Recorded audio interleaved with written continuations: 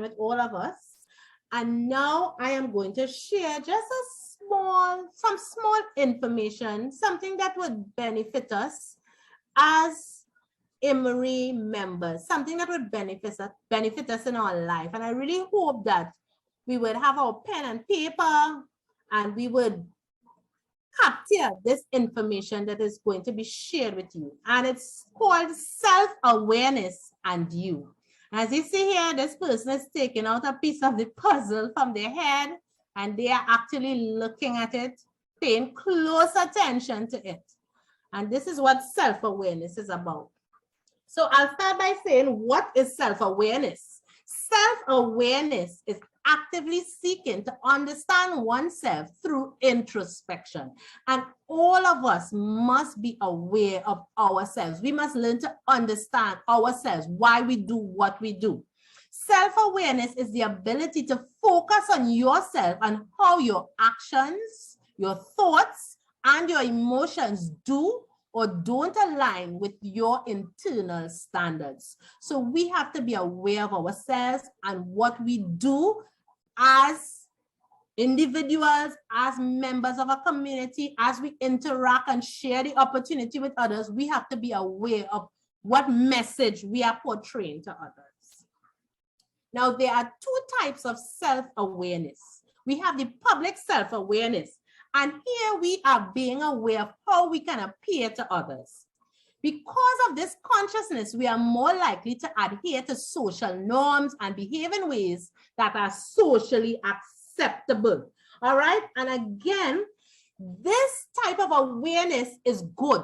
However, there may be a downside to it, because if we are so aware of what others think about us, we may spend too much time worrying about what they think. So it's good to be aware of it, but it's not good to become so absorbed in people thinking a certain way about us that we are too conscious and we are afraid to do what we know we should do. So we must be aware of how we appear to others, but at the same time, we must do it with moderation. The other type of awareness, and this is a very important one, is private self-awareness. And in private self-awareness, we must be able to notice and reflect on our internal state. Those who have private awareness, self-awareness, tend to be introspective. They approach their feelings and reactions with curiosity. And it's very important to have that private self-awareness. It allows leaders to assess their growth and effectiveness and change their course of action when necessary. Now, why is self-awareness important? Why have I decided to speak on self-awareness? When we look inward, we can clarify our values, our thoughts, our feelings, how we behave, our strength, and our weaknesses. We are also able to recognize the effect that we have on others. People with self-awareness are happier and they tend to have better relationships. People with self-awareness experience a sense of personal and social control, as well as a higher job satisfaction. Self-awareness helps us to become better decision makers because we are now aware of the reason why we do what we do. So in self-awareness, we don't just jump to action. We think about what we do. We think about why we are doing what we are doing, and then we decide to act. We don't just act spontaneously all the time. We make decisions by first thinking about why we are making the decision. It helps to give us more confidence. So as a result, we can communicate with clarity and intention. We don't just do something for doing its sake. We do it for a reason. We assess what we are trying to achieve, even in sharing the opportunity with others. We want to ensure that people know the benefits of the product. So we are not going to just hand them it and say, try this. We are going to think about what it has done to us so that when we share with others, we don't have to share from a point of, oh gosh, I'm ashamed to share this, or oh gosh, I wonder if it will work for them. But we actually understand what it has done for us, and out of that awareness of what it has done for us, we are able to genuinely and truthfully and with authenticity share what we have experienced in Emory with others. We understand things from multiple perspectives. We try to understand others. We listen to others. We don't just share and not listen to what others are saying. We meet them where they are at, and we try to understand them as well. Self-awareness frees us from assumptions and biases. We see somebody with a serious face, so we assume we ain't talking to that person because they don't like us. We see somebody and they remind us of our father, and we say, because I see that man and he reminds me of my father, I don't want to have nothing to do with him. We have to be aware of the reasons why we feel the way we feel towards others. We have to control our behavior and control our emotions and not let them control us. When we look outward, we tend to understand how people view us. And that is very, very important, because a lot of times, some people may be so selfish. What's in it for me? What have I to get? What have I to gain? And we go with that perspective to others because we want to be ambassador. We want to be this. We want to be that. But what about how we portray ourselves to others? Do we share ourselves as people who really care? Who are people who really care about a disease, an illness? Somebody may have a problem. You know, do we really care? Are we looking at the needs of others when we are approaching them? People who are aware of how people see them are more likely to be empathetic to people with different perspectives. You have all types of people in this world. We are here with a fantastic opportunity that people need. But not because of that means that here what? We tend to take it from a perspective of, I have it all. I am in this company, I have achieved this level, and therefore I am talking down. We don't do that. We have to be aware of where people are at, and we have to humble ourselves and know the value that we have gained. The people who have actually been so helpful to us, so caring to us, the community that we are a part of, and we portray that in the way we deal with others, in how we share with others. We don't let negative biasness and negative perceptions affect how we deal with people. We always look at ourselves and determine what we want to achieve and why we feel the way we feel, and then we approach others. Leaders whose self-perception matches others' perception are more likely to empower, include, and recognize others. So we need to be leaders with self-awareness. Now, there are 5 elements we must manage effectively when we are looking at self-awareness. And the first one is our self-concept. And our self-concept comes from our personal experiences, what we expect for ourselves in the future, and what we believe our abilities are. If our self-concept is healthy, we are more likely to take on challenges, achieve goals we've set for ourselves, and live more positively overall. So our self-concept is our perception of how we see ourselves and what we have been through. And it needs to be healthy so that we can actually do what we need to do in this company. We could actually take on challenges. We could achieve our goals. We could achieve our dreams. We could set positive goals for ourselves, and we are not negative, only seeing the negative in situations. We actually know where we want to go. We understand what we want for ourselves, and we move toward it. The next element is our thoughts.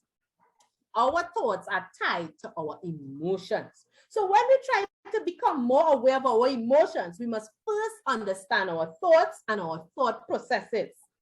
Take note of what you think about yourself, what you say about yourself, how you talk about yourself, and what you say about situations you encounter. You cannot be negative. You may have had a challenging day, but that doesn't mean it's the end of the world. Once you have life, once you have breath, once you have strength, once you have a family of people who are able to support you, the sky is the limit. If your thoughts are negative, you are going to be negative. You need to practice, and I shouldn't say you, but we need to practice mindfulness to discover why we think the way we do. Then after we reflect, we try to have more positive thoughts or positive thought processes.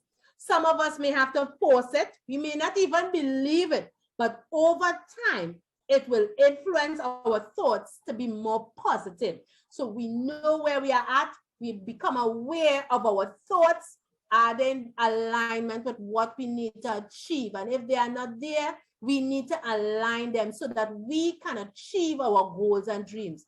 If our thoughts are not where they are supposed to be, we are not going to achieve what we need to achieve. Our next element is our feelings. How do we feel when we say things about ourselves? How do we feel when other people say things about us? No matter what our feelings are, we must be willing to identify which feelings are associated with our thoughts and experiences. And once we keep track of them, we are able to see if there are any patterns.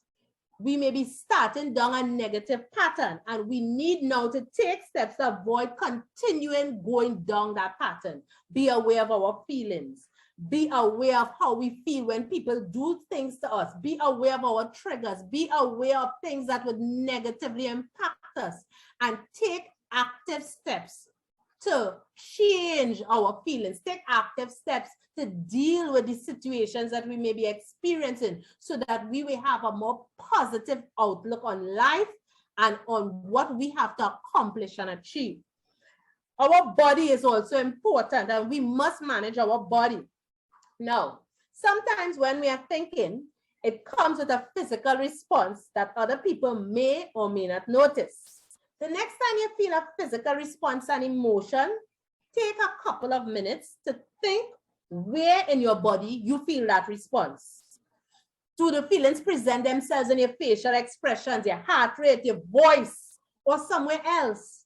Is this the kind of physical response you want? If not, you need to take ways to control and manage that physical response. Remember, we are in control of our body. When we are angry, might not be the best time to call somebody and say, yeah, I was telling you about our company. And no, we have to really and truly know how our voice, how our actions, how our facial expressions, how they are portrayed to others. And we must be aware of what is going on within our body so that we can effectively manage what we have to say and do with others. So our body is very, very important, and our body language must be taken into consideration when we interact with others, not just in the Emory company, with our family, with our co-workers, with our friends. People will always do business with people they know, like, and trust. Is our body language displaying the type of person that you think someone wants to do business with? Are there times when we look at ourselves and say, would we want to do business with ourselves? Sometimes we may be negative. Sometimes we may be hesitant. Sometimes we may be unsure, and we are not following instructions. Again, our body language plays an important role in what we have to share with others. And last but not least, our emotions. And I want you all to know that emotions are the most powerful factor in how we interact with others. People with higher levels of emotional intelligence are able to recognize and accept their varying emotional states. Knowing what emotional state you are at can go a long way towards enhancing your professional and personal relationships. If you fail to recognize these responses, you will find it difficult to process your emotions and move past them. So these are 5 elements we must learn to manage effectively when we are looking at our own self-awareness. So self-awareness has many benefits. It gives us power to influence the outcome we want. It helps us to become better decision makers. It gives us more self-confidence. So as a result, we communicate with clarity and intention. It allows us to understand things from multiple perspectives. It frees us again from assumptions and biasness. It helps us to build great relationships. It gives us a greater ability to regulate our emotions. It helps decrease stress, and it makes us overall happier. So many of us may be saying, okay, self-awareness is good, but how do we become a more self-aware person? First, we need to visualize the best version of yourself. Close your eyes. Think about the best version of yourself. You may have dreams, you may have goals, you may have, an ideal that you want for yourself. And as you lean into your strengths to become this better version of yourself that you are seeing, you can use this idealized self to keep you moving in the right direction and not be distracted by setbacks and other obstacles. Always remember, no matter how I may see myself at times, no matter how many faults I may find I have, no matter how many challenges I may have from day to day, I need to keep in my mind and in my visual the best version of myself, the version of myself that is excited about where I'm at, that is excited about what Emory has done for me, excited about all the benefits of the products, excited about so many lives all over the world, that income potential that I can see happening for me because of sharing and helping others. This is what we want to see ourselves really being the best we that we can be. All right. We also need to ask ourselves what questions instead of why questions. And I would give you an example. We want to ask ourselves what questions instead of why questions. Consider a lady named Amy. She's a new junior executive who has difficulty speaking at meetings. She may explain her experience to herself by thinking, I don't speak up at meetings because I fall too low in the corporate food chain. Nobody going to listen to me. Asking the what question puts us into the objective and open space of considering all the factors influencing a particular outcome. For example, instead of saying, why don't I speak up at meetings? We could ask, what were the interpersonal dynamics in the room? What was I experiencing in my body at the time? What happened that caused me to go into my old way of not being good enough? What can I do to overcome my fear of speaking up?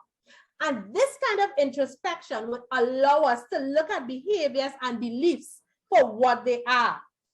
So instead, Amy decides to make a plan because now, because of asking herself the what question, she understands she has a chance at overcoming the problem.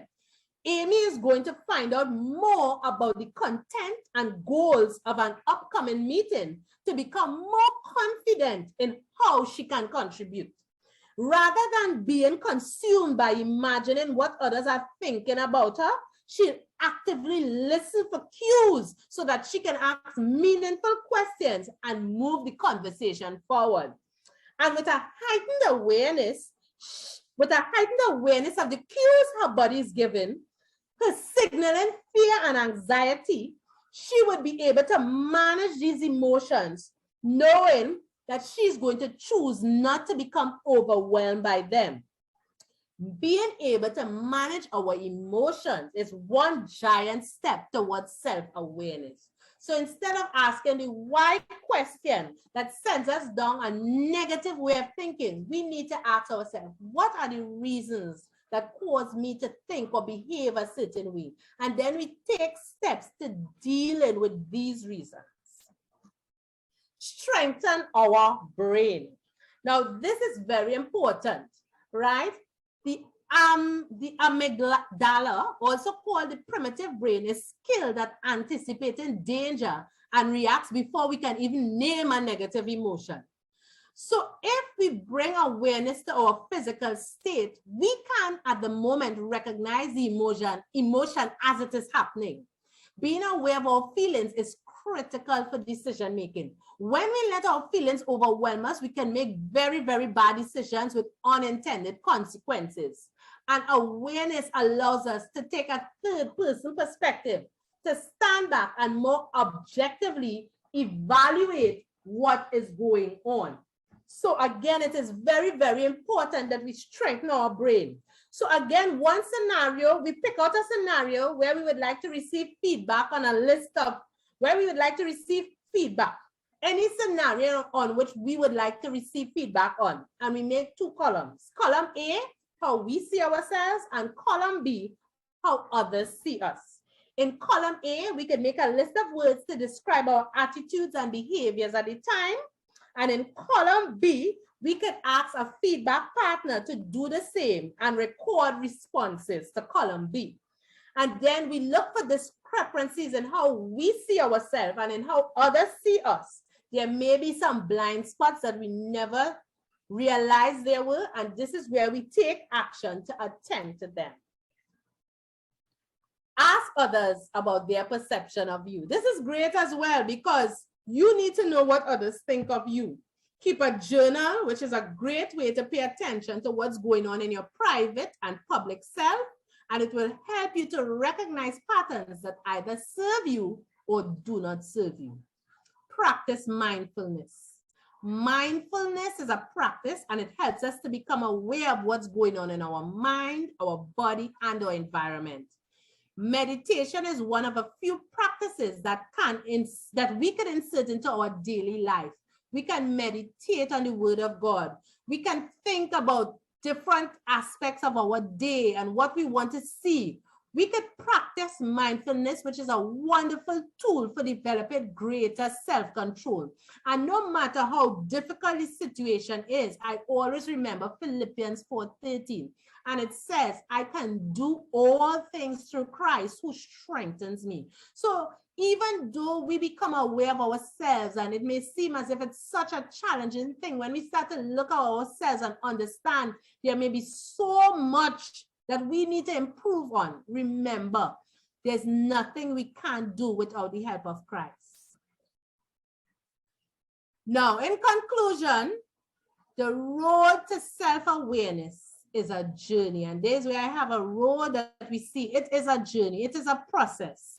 How will we move forward towards the best version of ourselves today?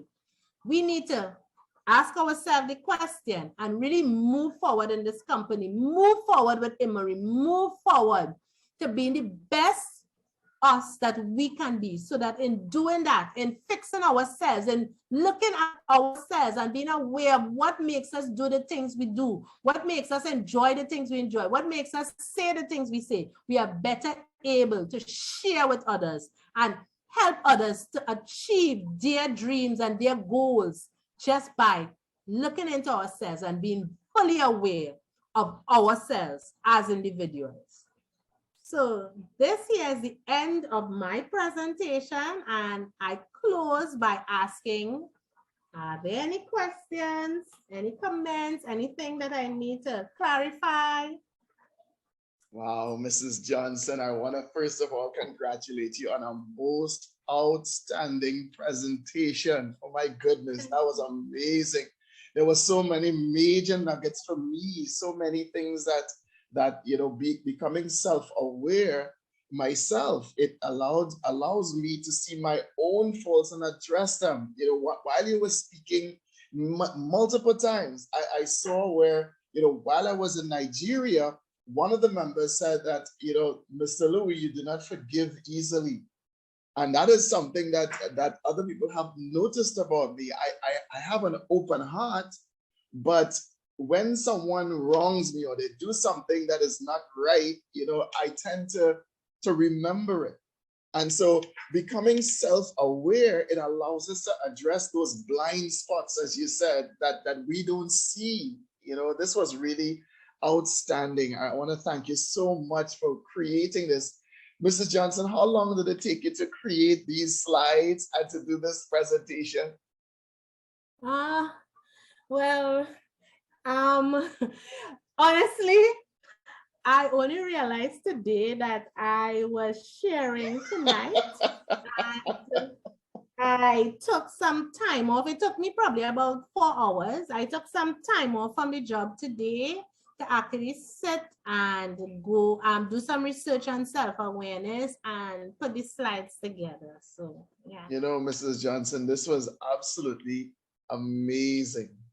I'm going to take this presentation, I'm going to cut out this training module, and I'm going to post it separately because there are people that need to hear it. My daughter, when I was listening to what you were saying, my daughter's life would be enriched by this knowledge. And I'm sure that there are others on this call. You know, one of the things that always makes me so sad is that we have members in our Ivory community that miss out on this information. You see, being successful in life is not just about pursuing the goal. It's about learning about yourself in the journey towards that goal. The reason that for me in my life, I became successful was because I was always aware that I was learning and I put myself in position to learn. And so I congratulate all of the members that are here that stayed listening carefully, and I'm sure taking notes just as I was. I want to thank you so much. This was absolutely fantastic. Amazing, amazing nuggets. I'm going to ask a few members to just come on and maybe share their biggest nugget, as well as, you know, what it is that they learned specifically on this training, and to share their own thought. The first person I would like to call on is Mr. Arthur Gomez. You know, Mr. Gomez is a former executive, banking executive. And I'm sure that he would have seen and drawn on your presentation. So Mr. Gomez, please unmute and please share perhaps, you know, one of the biggest things that you learned from tonight's presentation. Good night, Mr. Louis. Good night, fellow Americans. It's a pleasure being on as usual. I need to listen to that presentation again. As somebody taught me not too long ago, one of my prospects, the more often you listen to something is the more you learn. We were bombarded with golden nuggets tonight, and I think all of us on this call should try to share this video with at least one of our prospects or one of our members that maybe couldn't make it on the call. Very valuable information, very powerful information. Charlene Johnson, you continue to shine. And thanks very much for your sharing and the time that you spent in having this prepared, because it must have taken you quite a while to get this together. So excellent presentation, and thanks for the nuggets. Amazing. Thank you so much, Mr. Gomez. Indeed. Yes, I'm going to do that tonight. I'm going to do that tonight before I go to bed. I'm going to download the entire presentation. I'm going to use my editing software, and I'm going to cut out the training element, and I'll post both of them, the full presentation as well as this excerpt, you know, so that people would be able to share it. It was absolutely outstanding. Really, really amazing, amazing, amazing stuff. And so if there are any other members that would like to share, Mr. Johnson, you know, you've just heard your wife do a most outstanding presentation. I'm sure that Ali Hart and Regine is going to have some fun tonight. So wow. please share. What are your thoughts on your wife's sharing? Wow, thank you so much, Mr. Louis, for this opportunity to say something. First of all, I want to say to Mrs. Johnson, excellent presentation. And you know, the nugget that stood out to me is sometimes we are so aware of how people see us that it keeps us back. And what she was saying is, yes, you're aware of it, but you don't cause it to keep you back. You work within yourself and you become a positive person and you go on in spite of. You know, sometimes we hear this saying, what people think about me is none of my business. Mrs. Johnson, you were excellent tonight. I must say that I am inspired to move forward, to go on, to help others to achieve their dreams, and always let it be about them. Ask the what questions. There are so many nuggets, Mr. Louis. I just anticipating for when you will post it, the section on just this training. So, Mrs. Johnson, I want to say thank you, thank you, thank you. Mr. Louis, back over to you. Thanks for the opportunity to share. Awesome, awesome, my dear brother and friend. Yes, this was great. Let me now ask Mighty Muriel Izama, and then if there are any other questions or any other contributions, just raise your hand and we'll unmute you. But let me just ask Mighty Muriel Izama, one of the stalwarts in this industry, the executive as well, former government executive, lecturer at university level. Mighty Muriel, please come on and please share, maybe I know that you always take notes. You're always listening attentively. You always say a note taker is a money maker, and I am floored. Not surprised, but really, really, really excited with the information that was shared. And the information that was shared, which we now have to utilize to empower us to be able to do what we know we can do with this business. Mrs. Johnson really put it all out, left everything on the floor there for us. And it really is just to move forward and be inspired. We all are inspired. And what we have to do now is take action.